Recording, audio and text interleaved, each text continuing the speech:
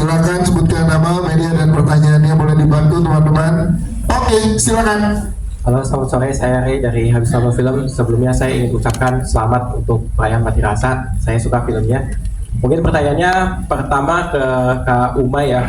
Di sini aku ngelihat kayak perpindahan adegan itu kan pakai perumpamaan yang diasosiasikan sama zona laut gitu. Itu pengen diceritain dong proses kreatifnya tuh seperti apa gitu. Kenapa babak yang keberapa, zona abyssal, zona yang lain dan lain sebagainya gitu. Nah, sama yang kedua mungkin lebih ke request kali ya. Kemarin saya ikutan Cinemaku Day 2025, beli baju dapat photocard, pengen dong minta tangannya photocard Mas Umay dan Kak Devano gitu. Buat saya.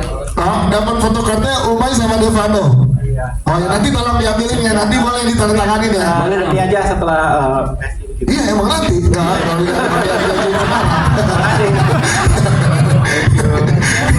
Oke, Pak, ini menarik loh. Kita juga tadi banyak pertanyaan nih. Setiap act dipisah dengan zona-zona yang tadi dibilang. Silakan. Thank you pertanyaannya.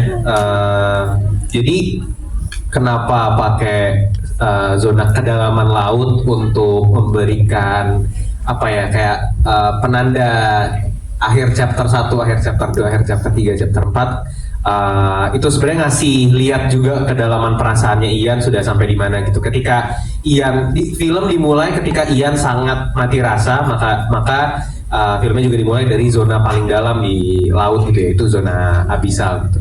Sampai akhirnya ke zona-zona berikutnya semakin naik, semakin ke atas, semakin terang cahayanya, semakin Ian bisa menerima dirinya sendiri, menerima rasanya lagi, menyalakan lagi api dalam hidupnya, menyalakan api dalam hatinya lagi. Jadi zonanya semakin ke atas. Kira-kira kayak gitu sih. Dan emang dari film sebelumnya pun juga kan ada teori mandala itu buat ketika berhenti di sini. Jadi emang kayaknya itu adalah sesuatu hal yang ingin gue bawa di tiap film gue. Jadi ini Umay banget nih kalau ada gini-gini gitu ya. Mungkin ya. Yes, kita tunggu yang selanjutnya. Thank you. Aman ya, nanti fotokartnya setelah press con ya. Selanjutnya. Fotokartnya itu foto muka gue nggak mau diganti ke Iqbal kan. Jangan terus bilang. Silakan selanjutnya, silakan teman-teman dari publisis yang mana dulu. Banyak nih. Cewek kali ya. Yang cewek nih di bawahnya ya. Sebentar. Iya. Sebentar. Sebentar ya dari sini. Di atas. Enggak dari sini. Dari atas. Silakan Bapak, media dan pertanyaannya. Terima kasih. Sebelumnya aku Devita dari Mamis Daily, Media Parenting under Female Daily Network. Bumu sebelumnya dapat salam dari bos aku Mbak Via. Oke, aku mau nanya nih ke Iqbal dan ke Umay. Kan Iqbal ini sebenarnya kan anak pertama gitu kan. Terus Iqbal anak kedua. anak kedua dan Umay anak pertama gitu. Tapi memerankannya Iqbal sebagai anak Kebalik pertama, gitu ya. kebalik, dan Umay sebagai anak kedua. Gimana perasaannya memerankan anak kedua dan pertama yang tadi kebalik itu? Sama boleh dong kasih satu alasan kenapa anak pertama dan anak kedua harus nonton film Perayaan Mati Rasa. Terima kasih. Silakan Umay dan Iqbal. Jadi gini moms and dads. Yes. Ayah bunda. Jadi gini Mas. Jadi gini bun. Jadi anak pertama ya. Enak sih bisa nyuruh-nyuruh, bisa apa ya? Ya ini pengalaman baru juga sih sebenarnya kalau buat saya, nggak pernah tahu apa yang ada di pikirannya seorang anak pertama gitu. Saya jujur ya, pertama kali baca skripnya, saya sebel banget sama Ian. Saya kayak, kenapa dia kayak gini ya? Karena saya nggak pernah ngerti rasanya jadi kakak kan. Ada pemilihan keputusan dan juga konsekuensi yang Ian mau ambil tuh. Jalan pikirannya saya nggak ngerti sebagai Iqbal yang pertama kali baca gitu. Tapi ketika mulai diteliti, diperdalam, dan akhirnya bisa masuk ke dalam dunia permasalahan pikiran dan juga perasaannya Ian Antono, baru kayak masuk akal apa yang Ian pilih gitu. Kalau dari Umay, silakan. Jadi ngerjain Perayaan Mati Rasa ini di saat adik gue lagi dia baru aja kuliah terus ngejauh dari rumah gitu karena dia emang harus ngekos gitu. Jadi pertama kali di rumah tuh kita cuma bertiga, gue, nyokap sama bokap gitu, biasanya kita selalu berempat. Terus karena jauh itu kita jadi dekat dan gue jadi bisa riset banyak mengenai karakter karakter Uta gitu. Dan ketika ngejalanin jadi adik, justru kayak yang gue pernah sampaikan waktu itu di materi promonya PMR adalah Ade tuh sebenarnya dependent banget sama kakaknya gitu, mau abang mau empoknya lah gitu. Kayak sebenarnya butuh banget validasinya. Ternyata Ade tuh adalah adalah fans terbesar untuk abangnya sendiri gitu. Jadi emang gue akhirnya mendapatkan insight baru sih gitu, yang buat gue jadi makin ngerti gimana caranya harus berkomunikasi sama Ade sendiri. Walaupun ya setelah gue syuting ya gue tetap nyuruh dia juga, tapi seenggaknya berubah dikit lah. Yes. Berarti lo ngefans sama gue dong? Si. Ya gitu bro. Dan kenapa kakak Ade harus nonton film ini tadi pertanyaannya? Kalau buat saya pribadi, untuk seluruh kakak, seluruh adik, seluruh anak sebenarnya mungkin kenapa harus nonton film Perayaan Mati Rasa, karena poinnya adalah kita tuh nggak akan bisa ngerti apa yang kakak atau adik atau orang tua kita rasain sampai kita harus menjadi mereka gitu. Jadi semoga film ini bisa menjadi pengingat bahwa kalau katanya dulu ya, harus jadi selalu orang baik supaya punya empati seluas samudra dan mengerti bahwa nggak semua orang tuh kayak kita dan nggak apa-apa gitu. Tentang bagaimana komunikasi harus selalu terjaga, karena kita mungkin yang muda ngerasa punya waktu yang lama, tapi orang tua kita juga nggak punya selamanya. Yes, itu dia. Terima kasih. Kalau dari Mai? Kalau point of view-nya terhadap kakak dan adik, sebenarnya ada kalimat di filmnya juga yang itu selalu disampaikan sama orang tua gue setiap hari, bahwa ketika mama sama papa udah nggak ada, kalian itu cuma punya satu sama lain.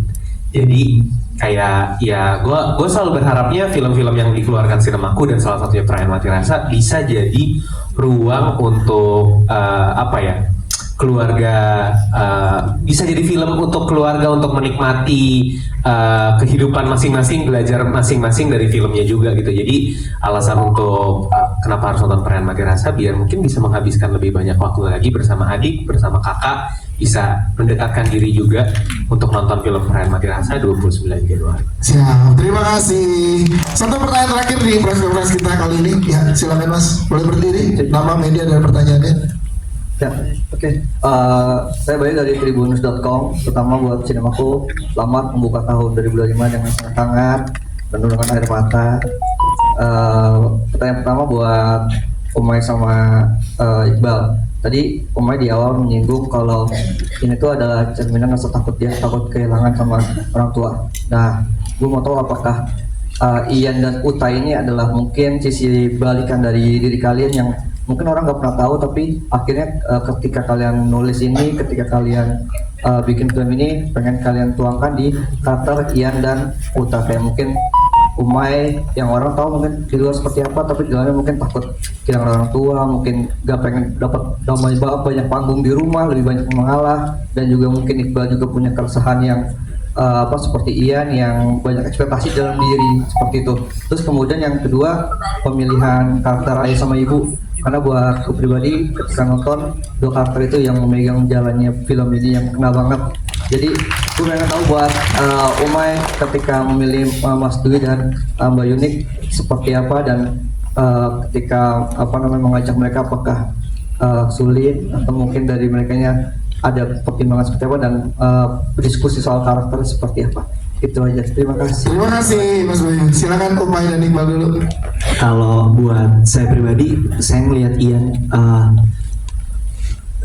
sedikit banyak memang saya bisa merasakan diri saya pribadi di karakter Ian gitu. Bagaimana Ian ketika dia sudah punya mimpi, dia sudah punya ambisi, maka dia akan terus berlari sampai akhirnya dia bisa menggapai tujuannya dia gitu. Bahkan ketika itu harus membuat dia jauh daripada keluarga dan pada akhirnya harus memilih gitu ya, antara mengejar mimpi atau family.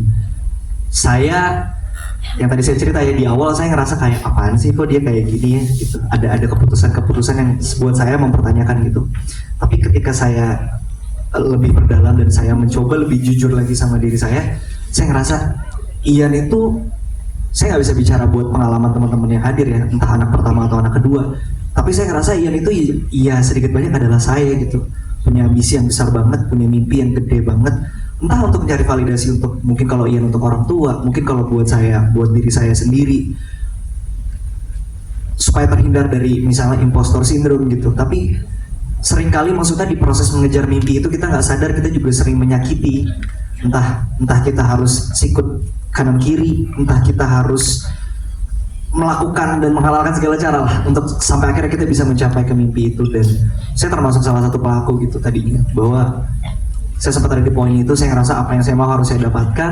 Maka ketika melihat Ian saya sempat sebel, sampai akhirnya saya sadar bahwa Ian adalah saya adalah Ian gitu. Jadi saya harap ini juga bisa menjadi pembuka pikiran cakrawala juga gitu, ketika menonton benar-benar merasakan suka atau nggak suka dengan karakter Ian. Semoga kejujuran Ian dan kejujuran saya pribadi yang saya luapin lewat Ian bisa benar-benar tersampaikan. Yes, terima kasih Iqbal. Umay, silakan May. Secara personal, Umay Syahab tuh orangnya cengeng. Jadi makanya karya-karyanya Sinemaku tuh banyak yang sedih. Bukan karena kita mau mengeksploitasi kesedihan, enggak. Itu karena emang isinya orang-orang cengeng. Mbak Santi itu nulisnya nangis mulu gitu. Maksudnya karena emang mungkin semua punya hatinya untuk mengerjakan filmnya gitu. Jadi ketika ngejalanin prosesnya pun gue sih sebenarnya nggak punya banyak relatability terhadap Uta gitu, karena gue 180 derajat berbeda dengan Uta. Gue bukan anak yang nurut, gue bukan anak yang mau mengalah. Iya Bu. Iya benar banget. Wow, Bu Yuni kenceng banget. jadi emang jauh banget dari Uta, tapi justru jadi punya point of view lain. Point of view lainnya tuh terhadap adikku sendiri sebenarnya gitu, karena ternyata gini ya rasanya jadi adikku, gini ya caranya aku bisa mendekatkan diri sama adikku gitu. Jadi emang sebenarnya secara karya dan diriku personalnya punya cara belajar, punya pembelajaran yang baru untuk cara menghadapi hidup gitu. Dan menurut aku di luar apapun hasil jumlah penontonnya, di luar apapun review orang, buat saya udah nggak lebih penting dari saya sendiri dapat pembelajaran baru dari film ketiga saya, kira-kira kayak gitu. Siap, terima kasih. Menjawab pertanyaan berikutnya tadi pemilihan Mas Dwi dan Mbak Yuni, kalau dari Umay dan Prilly gimana dari Sinemaku nih? Ya, dengan apa yang tadi sudah dilihat, kayaknya siapa lagi selain Pak Dwi dan Bu Yuni Priscilla. Tepuk tangan dong buat Pak Dwi dan Bu Yuni Priscilla. Seperti yang tadi di awal udah gue sampaikan juga, gue cuma bisa bilang gue sangat amat beruntung dan bersyukur punya cast dan produser dan penulis yang sangat amat luar biasa untuk bantu menyelesaikan Perayaan Mati Rasa. Ya, saya tepuk tangan dong teman-teman untuk semua teman-teman cast dan juga filmmaker. Nanti akan ada kesempatan untuk doorstop ya, yang bagian untuk bertanya di dalam studio ini. Nah, mungkin terakhir kita minta closing statement ya. Mewakili dari Sinemaku, Umay dan juga Prilly, silakan. Yang pasti seperti yang tadi Umay bilang, kita bikin film berusaha banget untuk jujur dari hati. Kita bikin film nggak dipatokin untuk cek ya. Kita bikin film nggak dipatokin untuk penonton harus nangis atau punya reaksi tertentu. Apapun reaksi dari kalian itu sangat-sangat berarti banget untuk kami semua yang mengerjakan film ini bersama-sama dengan hati dan jujur. Jadi semoga film ini bisa berisik di luar sana, banyak yang nonton. Kalau misalnya suka tolong disebarkan film ini, bagaimana reviewnya. Kalau nggak suka DM aja langsung ke Umay ya, nggak usah disebarkan. Tapi yang pasti semoga film ini bisa menjadi awal yang baik untuk tahun 2025. Amin, terima kasih. Iqbal, terakhir Bang, closing statement ya. Kata-kata hari ini. Kata-kata hari ini dong Bang. Saya nggak mau berhenti ngucapin terima kasih untuk kawan-kawan yang hari ini sudah hadir dan menyempatkan waktunya buat nonton film Perayaan Mati Rasa. Saya bersyukur banget teman-teman sudah mau mengapresiasi apa yang anak-anak muda ini bikin. Terima kasih sudah menjadi bagian dari proses regenerasi film Indonesia. Terima kasih karena sudah percaya sama kami, anak-anak muda yang gila. Dan semoga suka, semoga berasa. Dan jangan lupa ajak nonton teman dan juga keluarga. Terima kasih. Terima kasih. Terakhir kita foto bareng lagi, boleh berdiri teman-teman.